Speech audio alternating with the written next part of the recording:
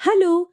இன்னைக்கு நாம ஒரு ரொம்ப முக்கியமான, அதாவது ஒரு வித்தியாசமான விஷயத்த பத்தி பேசப் போறோம். ஆமா. ரொம்பவே வித்தியாசமான களம் இது. கரெக்ட். நீங்க நியூஸ்ல தொடர்ந்து பார்த்திருப்பீங்க. வரப்போற 2026 தமிழ்நாட்டு சட்டமன்ற தேர்தல் பத்தி தினமும் ஒரு பரபரப்பான செய்தி வந்துகிட்டே இருக்கு. தினமும் ஒரு புது அப்டேட் வருது. ம். ஆனா, நாம இன்னைக்கு வெறும் யார் ஜெயிப்பாங்க, யார் தோப்பாங்க அப்படிங்கிற அந்த மேலோட்டமான அரசியல பத்தி பேசப் போறதில்ல. நம்ம கையில இருக்கிற ஆய்வு கட்டுரைகள், தரவுகள், செய்திகள் எல்லாத்தையும் வச்சு பார்க்கும்போது, தமிழ்நாட்டுல ஒரு அமைதியான, ஆனா ரொம்ப ஆழமான ஒரு சமூக புரட்சி நடந்துகிட்டு இருக்கு. ஒரு சைலண்ட் ரெவல்யூஷன். எக்ஸாக்ட்லி. குறிப்பா பாத்தீங்கன்னா, கிராமப்புற அரசியல், உள்ளாட்சி நிர்வாகம், விவசாய கொள்கைகள், அப்புறம் இந்த ஏரியா சபைகளுக்கு எப்படி அதிகாரம் கைமாற போகுது அப்படிங்கறத பத்தி தான் இந்த ஆழமான அலசல்ல நம்ம ரொம்ப டீப்பா பார்க்க போறோம். இது உங்க ஊரு, உங்க தெரு. உங்க அன்றாட வாழ்க்கைய ஆமா, உங்க அன்றாட வாழ்க்கைய எப்படி மாத்த போகுதுங்கிற விவாதம் இது. கண்டிப்பா. நீங்க சொல்ற மாதிரி இந்த 2026 தேர்தல் களம் கடந்த 50 வருஷ அரசியல்ல இருந்து முற்றிலுமா மாறுபட்ட ஒரு இடத்துல நிக்குது. ஆனா இந்த விவாதத்துக்குள்ள நாம போறதுக்கு முன்னாடி இத கேக்குற உங்களுக்கு ஒரு விஷயத்த நாங்க ரொம்ப தெளிவா சொல்லிடணும். ம். சொல்லுங்க. இன்னைக்கு நாம விவாதிக்க போற தரவுகள்ல வலதுசாரி, இடதுசாரி, அப்புறம் மாநில கட்சிகளோட பல அரசியல் நிலைப்பாடுகள், கொள்கைகள் எல்லாமே அடங்கியிருக்கு. ஒரு விஷயத்த நாம தெளிவா சொல்லிடணும்.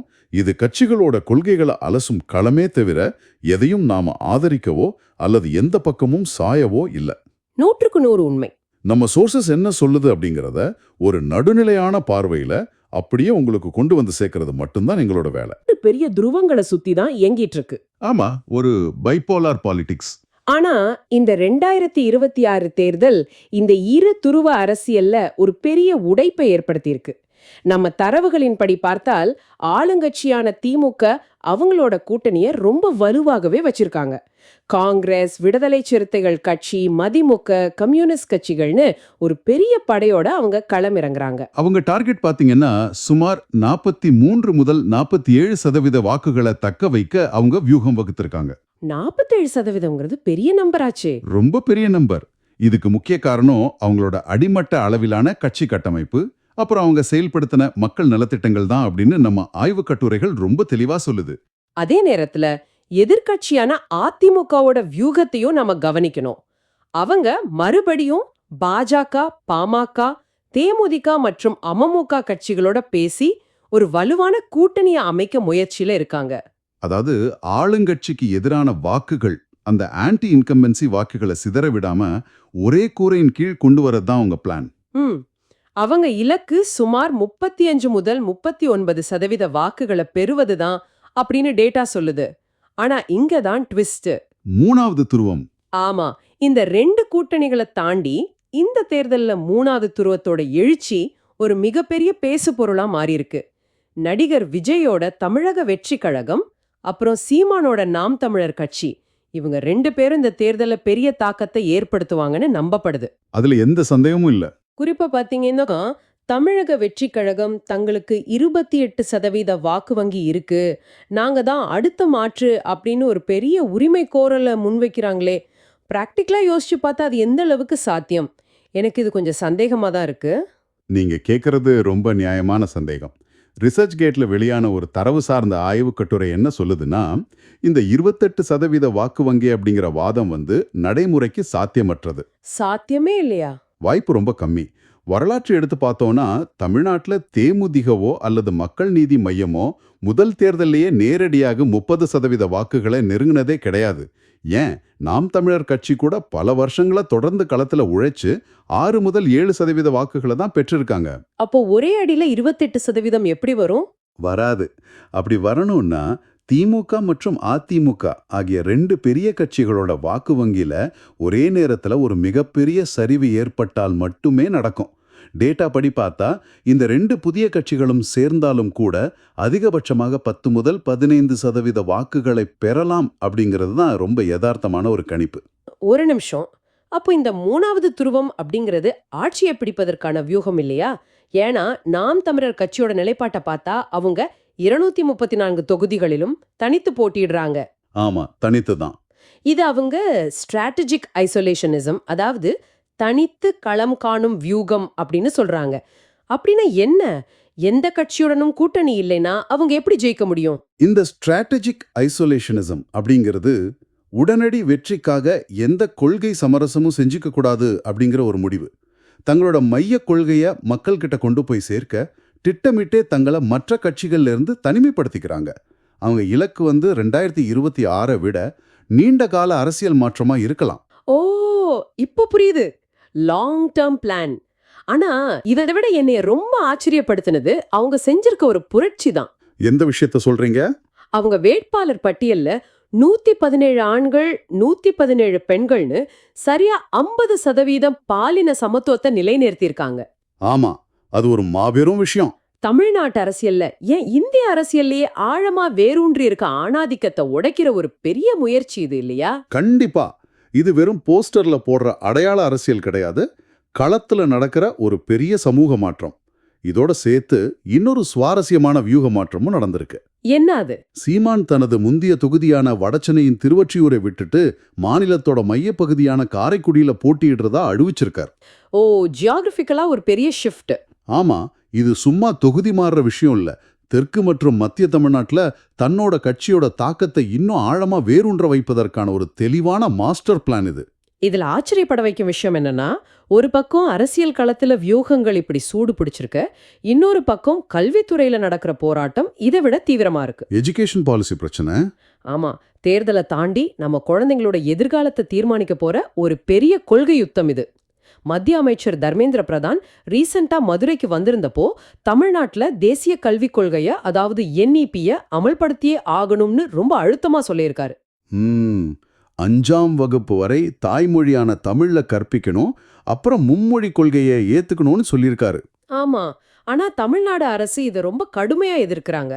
மும்மொழி கொள்கை அப்படிங்கிற பேர்ல இந்தி மொழிய திணிக்க பாக்குறாங்க அப்படிங்கறதுதான் மாநில அரசோட வாதம். கரெக்ட். இதுக்கு ஒரு பெரிய பதிலடியா முதலமைச்சர் ஒரு அதிரடியான விஷயத்தை செஞ்சார். மாநில கல்விக் கொள்கை. எக்ஸாக்ட்லி. தமிழ் மற்றும் ஆங்கிலம் ஆகிய இருமொழி கொள்கையை மட்டுமே உள்ளடக்கிய தமிழ்நாடு மாநில கல்விக் கொள்கை 2025 அப்படின்னு ஒன்ன அதிகாரப்பூர்வமா வெளியிட்டார். இந்தியாவிலேயே தேசிய கல்விக் கொள்கைக்கு மாற்றா தங்களுக்கென்று ஒரு தனி மாநில கல்விக் கொள்கையை உருவாக்குனதுல தமிழ்நாடு தான் முன்னோடி. இந்த மாநில கல்விக் கொள்கையோட தாக்கம் எப்படி இருக்குன்னு தெரிஞ்சுக்க நான் ஒரு டேட்டாவை பார்த்தேன்.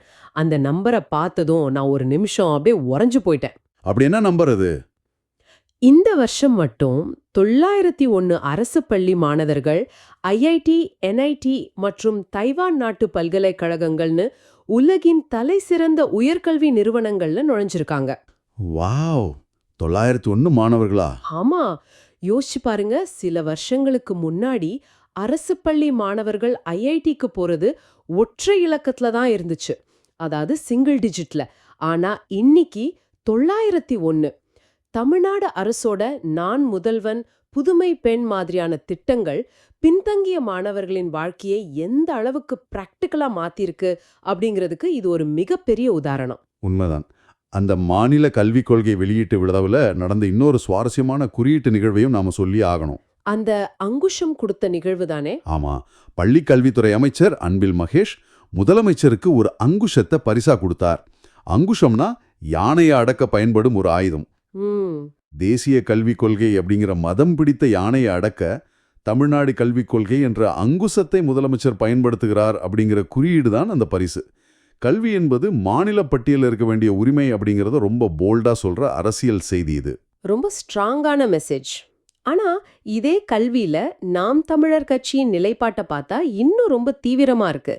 ஆளுங்கட்சி இருமொழி கொள்கையை ஆதரிக்க அவங்க 5ஆம் வகுப்பு வரை கட்டாய தமிழ் வழி கல்வி மட்டுமே இருக்கணும்னு சொல்றாங்க. ஆமா, பியூர் தமிழ் மீடியம்.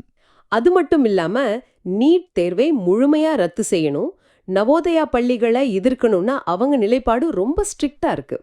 இன்னொரு விஷயம், ஒவ்வொரு மாவட்ட அரசு மருத்துவமனையோடும் ஒரு மருத்துவ கல்லூரியை இணைக்க வேண்டும்னு அவங்க சொல்றாங்களே, அதோட பிராக்டிக்கல் பயன் என்ன? அது ரொம்பவே முக்கியமான ஒரு சீர்திருத்தம். இப்போதைக்கு நம்ம ஊர்ல உள்ள அரசு மருத்துவமனைகள்ல ரெஃபரல் முறைன்னு ஒன்று இருக்கு. ரெஃபரல்னா? அதாவது உங்களுக்கு ஒரு பெரிய அறுவை சிகிச்சை பண்ணணும்னா உங்களை பக்கத்தில் உள்ள ஆரம்ப சுகாதார நிலையத்திலிருந்து மாவட்ட ஆஸ்பத்திரிக்கு அனுப்புவாங்க. அங்கேயும் வசதி இல்லைன்னா சென்னைக்கு ரெஃபர் பண்ணுவாங்க. ஓ ஆமா, சென்னைக்கு கொண்டு போறதுக்குள்ளேயே பாதி உயிர் போயிடும். கரெக்ட். நீங்க உயிருக்கு போராடிக்கிட்டு பல 100 கிலோமீட்டர் பயணம் பண்ணணும். ஆனா ஒவ்வொரு மாவட்ட ஆஸ்பத்திரியோடும் ஒரு மெடிக்கல் காலேஜ் வந்துட்டா அந்த ரெஃபரல் முறையே தேவையில்லை.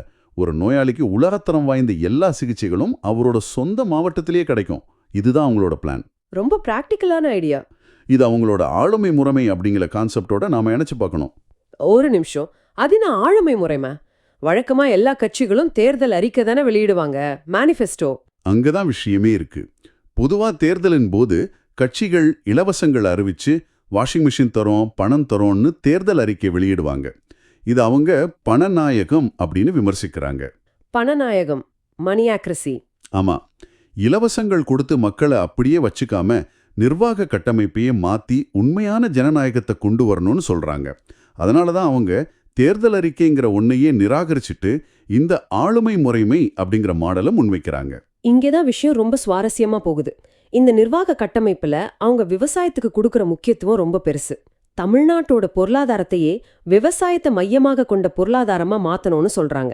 நான் இதோட நோட்ஸை படிக்கும்போது ஒரு விஷயம் என்னை ரொம்ப யோசிக்க வச்சது. என்னது அது? கள்ளுக்கான தடையை நீக்குவது. இத மேலோட்டமா பார்த்தா இது ஏதோ ஒரு மதுபானம் சார்ந்த விவாதம் மாதிரி தெரியுது. ஆனா இது ஒரு பொருளாதார புரட்சிக்கான அஸ்திவாரம்னு சொல்றாங்களே, அது எப்படி? அதான் நம்ம மக்கள் புரிஞ்சிக்க வேண்டிய முக்கியமான இடம். இப்போ நீங்க காலையில எழுந்து ஒரு இளநீர் வாங்குறீங்கன்னு வச்சுப்போம். அதோட விலை ஒரு 50 ரூபானா அந்த பணம் யாருக்கு போகுது? நேரடியா அந்த விவசாயிக்கு, வியாபாரிக்கும் கொஞ்சம் போகும். அதே மாதிரி தான் கல் இறக்குவதும். டாஸ்மாக் மூலமா விற்கப்படுற மதுபானங்கள்லேருந்து வர வருமானம் பெரிய பெரிய கார்ப்பரேட் ஆலைகளுக்கும் அரசாங்கத்துக்கும் போகுது. ஆனா கல் இறக்க அனுமதி கொடுத்தா பனை மற்றும் தென்னை விவசாயிகளுக்கு நேரடியா அந்த வருமானம் போய் சேரும். ஓ, இது ஒரு மாபெரும் எக்கனாமிக் ஷிஃப்ட். ஆமா, இது டாஸ்மாகிற்கு ஒரு மாற்று மட்டுமல்ல, கிராமப்புற பொருளாதாரத்தையே தூக்கி நிறுத்துற ஒரு கலாச்சார உரிமை. வாவ், இப்படி ஒரு ஆங்கிள் இருக்கிறது நிறைய பேருக்கு தெரிஞ்சிருக்க வாய்ப்பில்ல. அதே மாதிரி திண்டுக்கல், கிருஷ்ணகிரி மாதிரியான பகுதிகளில் விளையிற மாம்பழம், மலர் விவசாயிகளுக்கு அங்கேயே குளிர்பதன கிடங்குகள், அதாவது கோல்ட் ஸ்டோரேஜ், மதிப்பு கூட்டு தொழிற்சாலைகள், அப்புறம் காகித கூழ் ஆலைகளை அமைக்கணும்னு சொல்றாங்க. இதோட நோக்கமும் விவசாயிகளை வெறும் உற்பத்தியாளர்களா மட்டும் வைக்காம அவங்கள தொழில் முனைவோர்களா மாத்துறது தான் இல்லையா? சரியா சொன்னீங்க. அவங்கள என்டர்பிரினர்ஸா மாத்துறது. இதோட தொடர்ச்சியா தான் அவங்க நீர் மேலாண்மை பத்தியும் ஒரு பெரிய குற்றச்சாட்டை வைக்கிறாங்க. வாட்டர் மேனேஜ்மெண்ட், அதாவது நதிநீர் இணைப்பு, ஏரிகளை தூர்வாருவது, இதையெல்லாம் இத்தனை வருஷமா ஆண்டு கட்சிகள் வேணும்னே தாமதப்படுத்துறாங்க. ஏன் தெரியுமா? ஏன்? பட்ஜெட் இல்லையா? இல்ல, விவசாயிகளுக்கு தேவையான தண்ணீர் கிடைச்சிட்டா அவங்க தற்சார்பு அடைஞ்சிடுவாங்க. அப்புறம் அவங்கள இலவசங்களை வச்சு அரசியல் பண்ண முடியாது. இதான் அவங்க சொல்ற செயற்கையான வறுமை, ஆர்டிஃபிஷியல் பவர்ட்டி. ஆமா, இந்த நுண்ணரசியல்ல ஒழிச்சு எல்லா விவசாயிகளுக்கும் தண்ணீர் கிடைக்கிற மாதிரி ஒரு பிரம்மாண்டமான நீர் கட்டமைப்பு, ஒரு வாட்டர் கிரிட் உருவாக்கணும் அப்படிங்கிறது தான் இந்த விவசாய புரட்சியோட அடுத்த கட்டம். இவ்வளவு நேரம் நாம மாநில அளவிலான கொள்கைகள், விவசாயம், கல்வின்னு பெரிய பெரிய விஷயங்களை பத்தி பேசணும்.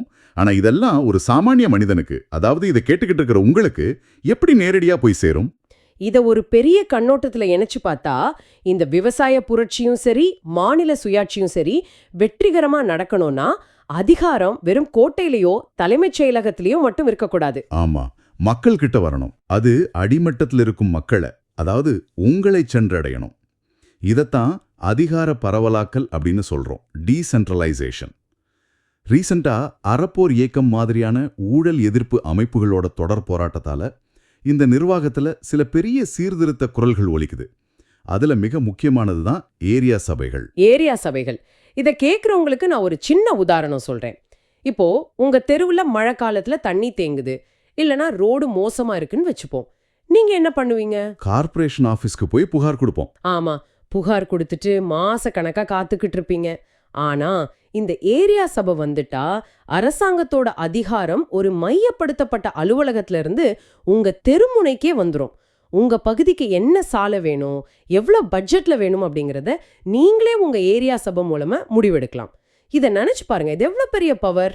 கண்டிப்பா. அந்த பவர் கைக்கு வரும்போது கூடவே வெளிப்படைத்தன்மையும் வரணும், டிரான்ஸ்பரன்சி.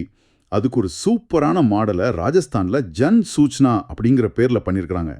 ஜன் சூச்சனா, அது எப்படி ஒர்க் ஆகும்? இப்போ உங்க தெருவுல ரோடு போடுறாங்க, அந்த கான்ட்ராக்ட் யாருக்கு போயிருக்கு, எவ்வளவு ரூபாய்க்கு பில் பாஸ் ஆயிருக்குன்னு உங்களுக்கு தெரியுமா? தெரியாது. ஆர்டிஐ போட்டு காத்திருக்கணும். எக்ஸாக்ட்லி. ஆனா இந்த ஜன் சூச்சனா மாடல்ல ஒரு வெப்சைட்டோ அல்லது ஆப்போ இருக்கும். நீங்க அதை ஓபன் பண்ணி பார்த்தா உங்க தெரு ரோடு கான்ட்ராக்ட் பத்தின அத்தனை விவரமும் அப்படியே உங்க கண்ணு முன்னாடி இருக்கும். ஒளிவு மறைவே இல்ல. கேட்கவே ரொம்ப சூப்பரா இருக்கு. இதோட சேர்த்து அரசாங்கத்துல நடக்கிற 1,00,000க்கும் மேற்பட்ட டெண்டர்களை முழுமையா மின்னணுமயமாக்குறது, அதாவது டெண்டரிங் கொண்டு வர்றது, அப்புறம் ஊழலை வெளியே கொண்டு வர்றவங்களுக்கு பாதுகாப்பு கொடுக்கிற சட்டம் விசில் ப்ளோவர்ஸ் ப்ரொடெக்ஷன் ஆக்ட் ம், மற்றும் அரசாங்க திட்டங்கள் சரியா போய் சேர்ந்திருக்கான்னு மக்களே செக் பண்ற கட்டாய சமூக தணிக்கைகள், அதாவது சோஷியல் ஆடிட்ஸ். இதெல்லாம் நடந்தா சிஸ்டம்ல இருக்கிற ஊழல் ஆட்டோமேட்டிக்கா குறைஞ்சிடும். 100க்கு 100 உண்மை. இந்த மாதிரி நிர்வாக சீர்திருத்தங்கள் தான் 2026 தேர்தல் களத்தோட உண்மையான விவாதப் பொருளா மாறணும். ஒரு பக்கம் திராவிட மாடல் அரசோட தொடர்ச்சியான மக்கள் நலத்திட்டங்கள் மற்றும் மாநில உரிமை போராட்டங்கள், மறுபக்கம் வளங்களின் இறையாண்மை, ஆளுமை முறைமைன்னு பேசிட்டு வர புதிய மாற்று சக்திகள். ஆமா, இதுக்கு நடுவுல தேசிய அரசியலை முன்னெடுத்துற கூட்டணிகள். இந்த மும்முனை போட்டி தமிழ்நாட்டு அரசியலை கண்டிப்பா அடுத்த தளத்துக்கு எடுத்துட்டு போக போகுது. சரி, இதற்கெல்லாம் என்ன அர்த்தம்? நாம இவ்ளோ நேரம் ஏகப்பட்ட டேட்டாஸ் பார்த்தோம், பல கொள்கைகளை அலசணும். கடைசியா உங்களுக்கான ஒரு கேள்வியோட இந்த அலசலை நான் முடிக்க விரும்புறேன். கேளுங்க. ஒரு பக்கம் மாநிலங்கள் கல்வி, பொருளாதாரம்னு தேசிய கொள்கைகள்ல இருந்து தங்களை தனிமைப்படுத்திக்கிட்டு தங்களுக்கான தனி வழியை உருவாக்குறாங்க.